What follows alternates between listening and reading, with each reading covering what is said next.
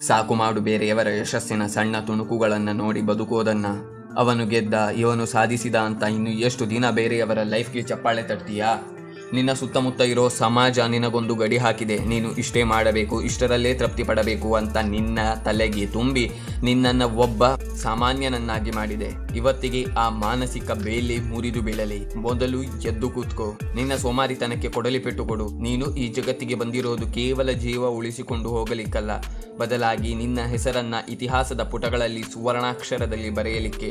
ನಿನ್ನ ಒಳಗಿರೋ ಆ ಅಸಲಿ ಹೋರಾಟಗಾರ ಇವತ್ತು ಎಚ್ಚರಗೊಳ್ಳಲಿ. ಇವತ್ತು ನಿನಗೆ ಅವಮಾನ ಆಗ್ತಿದೆಯಾ? ನಿನ್ನ ಹತ್ತಿರ ದುಡ್ಡಿಲ್ಲ ಅಂತ ಪ್ರೀತಿ ಪಾತ್ರರೇ ದೂರ ಮಾಡ್ತಿದ್ದಾರಾ? ನಿನ್ನ ಕನಸುಗಳನ್ನು ಕೇಳಿ ಜನ ನಗ್ತಾ ಇದ್ದಾರಾ? ನೆನಪಿಟ್ಟುಕೋ, ರಣರಂಗದಲ್ಲಿ ಗಾಯಗಳಾಗದೆ ಯಾರೂ ವೀರನಾಗಲ್ಲ. ನಿನಗೆ ಸಿಕ್ತಿರೋ ಒಂದೊಂದು ಅವಮಾನದ ಏಟುಗಳು ನಿನ್ನ ಹಠವನ್ನ ಮತ್ತಷ್ಟು ಗಟ್ಟಿಯಾಗಿಸಬೇಕು. ಇವತ್ತು ಯಾರ್ಯಾರು ನಿನ್ನನ್ನ ನೋಡಿ ಹೀಯಾಳಿಸ್ತಾ ಇದ್ದಾರೋ, ನಾಳೆ ಅದೇ ಜನ ನಿನ್ನ ಮುಂದೆ ತಲೆ ತಗ್ಗಿಸಿ ನಿಲ್ಲಬೇಕು. ಅದಕ್ಕಾಗಿ ನೀನು ಕಷ್ಟಪಡಬೇಕು. ಇಡೀ ಜಗತ್ತು ನಿದ್ದೆ ಮಾಡ್ತಾ ಇರುವಾಗ ನೀನು ನಿನ್ನ ಸ್ಕಿಲ್ಸ್ ಅನ್ನು ಇಂಪ್ರೂವ್ ಮಾಡ್ತಾ ಇರಬೇಕು. ವಿಶ್ರಾಂತಿ ಅನ್ನೋ ಪದ ನಿನ್ನ ಮೈಂಡ್ ನಿಂದಲೇ ಡಿಲೀಟ್ ಆಗಬೇಕು. ನಿನಗೆ ಯಾರೂ ಸಪೋರ್ಟ್ ಮಾಡ್ತಾ ಇಲ್ವಾ? ನಿನ್ನ ಜೊತೆ ನಿಲ್ಲೋಕೆ ಫ್ರೆಂಡ್ಸ್ ಇಲ್ವಾ? God is great. ಯಾಕಂದ್ರೆ ದೊಡ್ಡ ಸಾಮ್ರಾಜ್ಯ ಕಟ್ಟಿದವರೆಲ್ಲರೂ ಆರಂಭದಲ್ಲಿ ಒಬ್ಬಂಟಿಯಾಗಿಯೇ ಹೋರಾಡಿದ್ದು. ನಿನ್ನ ಹಾದಿಯಲ್ಲಿ ನೀನೇ ರಾಜ, ನೀನೇ ಸೈನ್ಯ.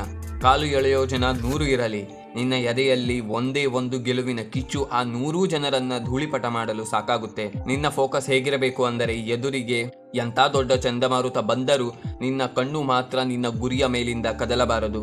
ನನ್ನ ಕೈಲಿ ಆಗಲ್ಲ ಅಂತ ನಿನ್ನ ಮನಸ್ಸು ಹೇಳಿದಾಗ, ಇಲ್ಲ ನಾನು ಗೆದ್ದೇ ಗೆಲ್ತೀನಿ ಅಂತ ಆತ್ಮವಿಶ್ವಾಸದಿಂದ ನೀನು ಗರ್ಜಿಸಬೇಕು. ನೀನು ಸೋಲನ್ನು ಒಪ್ಪಿಕೊಳ್ಳೋಕೆ ಸಾಧ್ಯವೇ ಇಲ್ಲ ಅನ್ನೋ ಲೆವೆಲ್ಗೆ ನಿನ್ನ ಹಠ ಇರಲಿ. ಸಮಯ ಕೈಮೀರಿ ಹೋಗ್ತಾ ಇದೆ. ಈಗಲೇ ಎದ್ದು ನಿಲ್ಲು. ಎದುರಿಗೆ ಎಂಥ ದೊಡ್ಡ ಬೆಟ್ಟ ಬಂದರೂ ಸರಿ, ಅದನ್ನು ಪುಡಿ ಪುಡಿ ಮಾಡಿಕೊಂಡು ಮುನ್ನಡೆ. ನಿನ್ನ ಜೀವನದ ಅಸಲಿ ಆಟ ಇನ್ನೂ ಶುರು ಮಾಡು. ಗೆದ್ದು ಬಾ.